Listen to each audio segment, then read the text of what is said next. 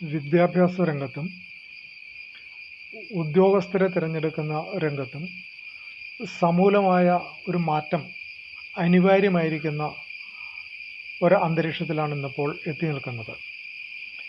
കുറേ വർഷങ്ങളായിട്ട് കുട്ടികൾ +2 വിദ്യാഭ്യാസം കഴിഞ്ഞു കഴിഞ്ഞാൽ അവരെ എഞ്ചിനീയറാക്കണം, ഡോക്ടറാക്കണം, അല്ലെങ്കിൽ ഉന്നത വിദ്യാഭ്യാസത്തിന് ഏതെങ്കിലും തരത്തിലുള്ള ഒരു എൻട്രൻസ് പരീക്ഷ എഴുതണം. ഇങ്ങനെയൊക്കെയുള്ള ഒരു മനോഭാവത്തിലായിരുന്നു മലയാളികൾ മാത്രമല്ല ഇന്ത്യയിലെ ഒട്ടുമിക്ക ജനങ്ങളും പിന്തുടർന്നു പോരുന്നത്.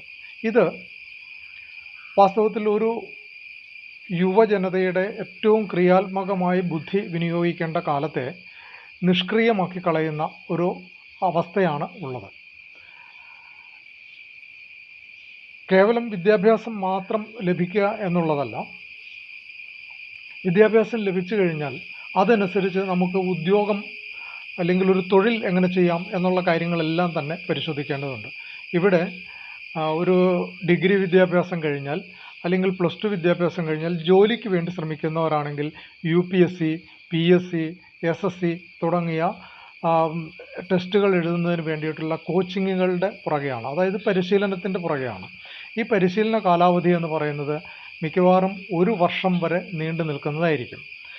ഇത് അനുസരിച്ച് പരീക്ഷ എഴുതി അതിൻ്റെ റിസൾട്ടൊക്കെ വരുമ്പോഴത്തേക്കും ഏകദേശം 1.5 വർഷത്തോളം സമയമാണ് ചിലവഴിക്കുന്നത്. പ്രത്യേകിച്ച് UPSC, SSC ഇങ്ങനെയൊക്കെയുള്ള പരീക്ഷകൾക്കും ഇതേ അവസ്ഥകൾ തന്നെയാണ് ഉള്ളത്.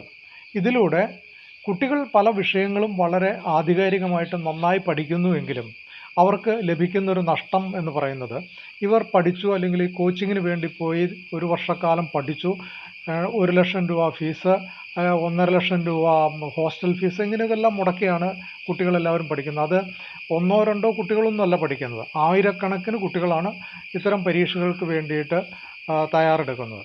ഇവർ ഈ പഠിക്കുന്ന ഒരു വിഷയത്തിലും ഇവർക്ക് ഒരു സർട്ടിഫിക്കറ്റോ അങ്ങനെയുള്ള യാതൊരുവിധ തെളിവുകളും ലഭിക്കുന്നില്ല എന്നുള്ളതാണ് ഇതിലെ ഏറ്റവും ഖേദകരമായ അവസ്ഥ.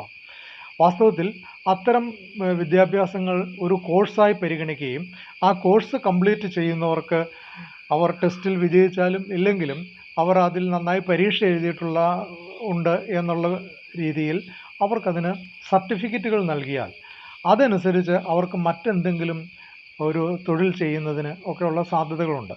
ഇവിടെ അങ്ങനെ ഒരു സാധ്യതകളില്ലാതെ നീറ്റ് എഴുതുക, JEE എഴുതുക, UPSC എഴുതുക, SSC എഴുതുക, PSC എഴുതുക, ഇതിനു വേണ്ടി കോച്ചിങ് നടത്തി എല്ലാ ക്രിയേറ്റിവിറ്റിയും തകർത്ത് കളയുന്ന ഒരു ജനസമൂഹത്തെയാണ് ഇവിടെ സൃഷ്ടിച്ചുകൊണ്ടിരിക്കുന്നത്. ഇതിന് കൃത്യമായ ഒരു അറുതി ഉണ്ടാവണം എന്നതാണ് എൻ്റെ വ്യക്തിപരമായിട്ടുള്ള ഒരു അഭിപ്രായം. കാരണം കുട്ടികൾക്ക് ഏറ്റവും ക്രിയാത്മകമായി പ്രവർത്തിക്കാൻ കഴിയുന്ന ഒരു സമയത്തെ നമ്മൾ രാഷ്ട്രം തന്നെ അവർക്ക് ക്രിയാത്മകമായി പ്രവർത്തിക്കാനായിട്ടുള്ള ഒരവസരമാണ് കൊടുക്കേണ്ടത്. അതിനായിട്ട് 6 മാസമോ 1 കൊല്ലമോ ഒക്കെ നീണ്ടു നിൽക്കുന്ന +2 കഴിഞ്ഞതിന് ശേഷം ചെയ്യാവുന്ന കോഴ്സുകളാക്കുക. ഒപ്പം ഗവേഷണ തൽപരരായവർക്ക് പോകുന്നതിന് 4 വർഷ ബിരുദങ്ങൾ പോലെയുള്ള കോഴ്സുകൾ ഇപ്പോൾ പുതിയ വിദ്യാഭ്യാസ നയം അനുസരിച്ച് നടപ്പിലാക്കിക്കൊണ്ടിരിക്കുകയാണ്. അതൊക്കെ നല്ലത് തന്നെ. ഒപ്പം ചെയ്യേണ്ടത് ഇതാണ്: 6 മാസം 1 വർഷമൊക്കെ നീണ്ടു നിൽക്കുന്ന കോഴ്സുകൾ കൊടുക്കുകയും ആ കോഴ്സുകളുടെ അടിസ്ഥാനത്തിൽ അവർക്ക് സർക്കാർ സർവീസുകളിൽ ജോലി നൽകുകയും ചെയ്യുക എന്നുള്ളതാണ്. സർക്കാർ സർവീസിൽ ജോലി നൽകുമ്പോൾ ഉടനെ തന്നെ അവരെ സ്ഥിരപ്പെടുത്തി എല്ലാ ആനുകൂല്യങ്ങളും കൊടുത്ത് അങ്ങനെ നിഷ്ക്രിയരാക്കി മാറ്റുകയല്ല ചെയ്യേണ്ടത്.